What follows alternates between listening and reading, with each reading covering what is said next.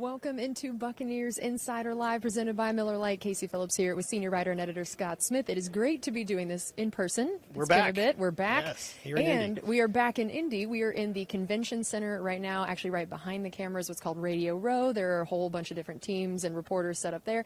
But as you can tell right behind us, that is the official bench press. Now, no, those are not actual combine participants. These are high schoolers that they have allowed to come in and try some of the drills, in case you're like me and thinking these prospects get younger and younger every year. We were a little worried there. We were a little worried we were getting very old. So we got which is also true. These are not mutually exclusive. So yeah, we got the bench press right behind us, and then on the other side of those curtains over there is where we had guys like Bruce Arians, Jason Light doing their media appearances yesterday. So first, I want to talk about that. What do you feel like you learned?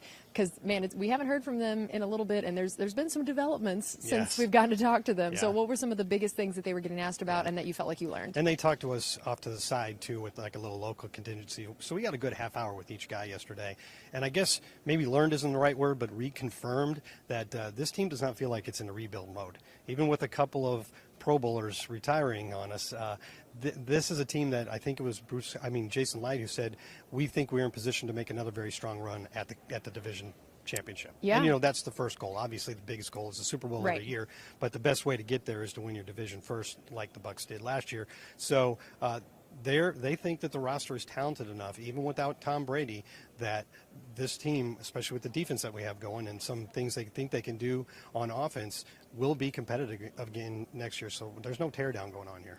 Yeah, and you mentioned the couple of Pro Bowlers retiring on us. We've all heard about Tom Brady. We know that what happened there, but the Ali Marpet one has happened since we had our last show, and that one I think was very much less expected than the Brady one potentially. So what have you seen from the reaction from the team and fans and everybody about A, what he meant to this organization, but B, what this now means in terms of the priorities in the draft, priorities in the free agency, and how you try to replace a guy like him who's been just such a huge part of this team and this offensive line? It was definitely a shock. I mean, it was 3 p.m. on Sunday, I think, and I know I wasn't expecting it. Ali Marpet's been in the league 7 years. He's 28 years old. You could easily say he's in the prime of his career, or he was. Made his first Pro Bowl. He just made his first Pro Bowl, although when that happened, I think the general sense was finally, right? Right, he deserved one much sooner. Probably been 3 or 4 seasons where he could have easily been a Pro Bowler.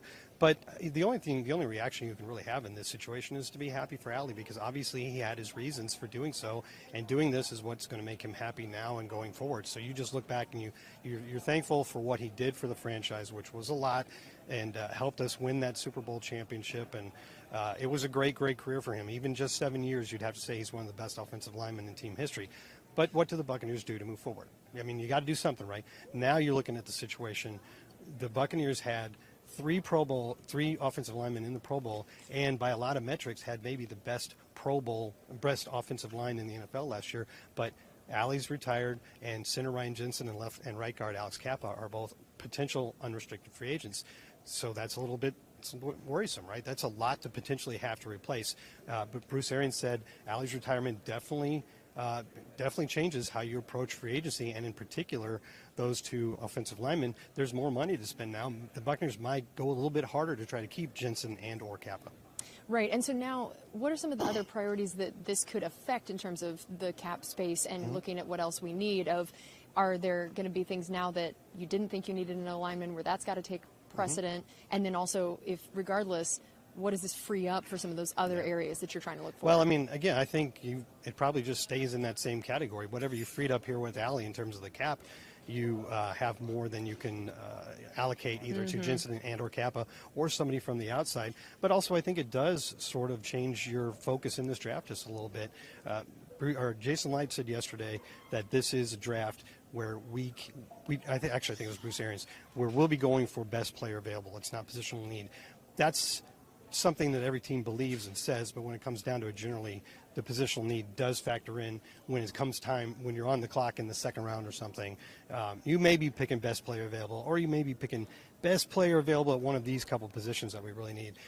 So I think you could see the solution for that 3-man interior line be a combination of more aggressively going after Jensen and Kappa, something in the draft, and then these young guys that they like Robert Hainsey and Nick Leverett and Darius Hutcherson, a lot of guys that Bruce talked about yesterday, young guys he thinks are ready to potentially step up into bigger roles.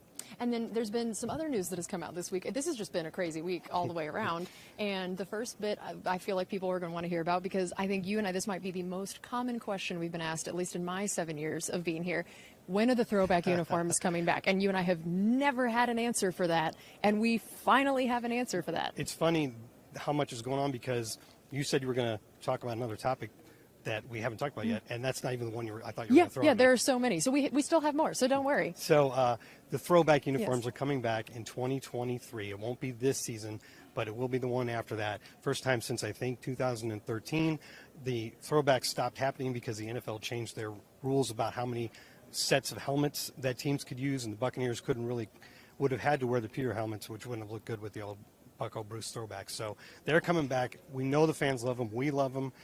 It's as soon as we could have possibly gotten them in terms of getting the uniforms. We just couldn't, for supply side reasons, we just couldn't get it done for 2022, but they're back in 2023. Okay, and then we also found out we're going to Germany. That's what Was I that it? There we go. go. Yeah. We are finally found out we are definitely playing a game in Germany this year. So how exciting is that for you and for the team at large? It's great. So there's 4 games coming in Germany over the next 4 years, one each year: Munich, Frankfurt, and the Buccaneers are the designated team for the very first one of those games. This is the first NFL game ever played in Germany. Now, I don't know how many of the people watching have been following the NFL long enough to remember days of like NFL Europe. I think it's called World League of Football at one point, I think. It's been called many things.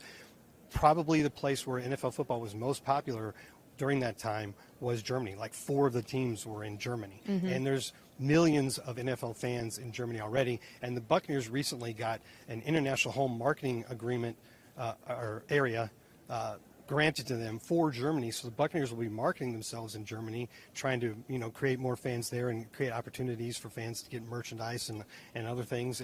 And so getting to play a game there on top of that is just really, really exciting. And to be the first team to do so, we don't know our opponent yet, but we're the designated team for that game. And, yeah, it's really exciting. The Buccaneers have played games in London. They played a preseason game in Japan, but Germany's a new territory. It's going to be incredible. And then we will close with this. Also, the team announced some new coaches on staff. So overall, some shakeup there. What do you see as that impacting the team and some of the people brought in, some of the people leaving, but still how secure overall the coaching staff is these last few years of that continuity? There hasn't been much change, and Bruce Arians said he was actually, I won't use the exact words, but he wasn't very happy that, he's happy that Byron Leftwich and Todd Bowles are still around, obviously, for selfish reasons, but he's not happy that those guys haven't gotten their opportunities yet. And so the Buccaneers over the last 2 years, despite all their success, haven't had to make too many changes to the coaching staff, which is great because that's a strength of the team, and continuity is awesome. So each year there's just been a few changes. This year, Mike Caldwell went to become the defensive coordinator for the Jaguars. And so the Buccaneers brought in a former coach that had worked with Bruce Arians as a linebackers coach back with the Cardinals. And I have to admit that right now, blanking on the name, and now which isn't fair to him because he's a very well-tenured coach, and it's just that we've just had this news recently. Right, yeah. I wasn't prepared for that question. Sorry, I threw that at you at the last so second. So apologies on my end for not remembering right now. But he's a very well-established coach who's coached that position under Bruce Arians, and then there's been a couple other changes sort of at the quality control level. Yeah, and then Larry Foote moving over to the inside linebacker instead of outside. And then also Rick Christoffel is now the assistant, is a senior offensive assistant, which opens up the tight ends job for John Van Dam, who had been the assistant tight ends coach, but now he's in charge of the tight ends. Right, but it is incredible how much consistency there has been there, and that is a huge factor for a team. All right, well, that is going to do it for us on this edition of Buccaneers Insider Live presented by Miller Lite. Thank you so much for joining us, and stay tuned to all the rest of our Combine coverage on Buccaneers.com.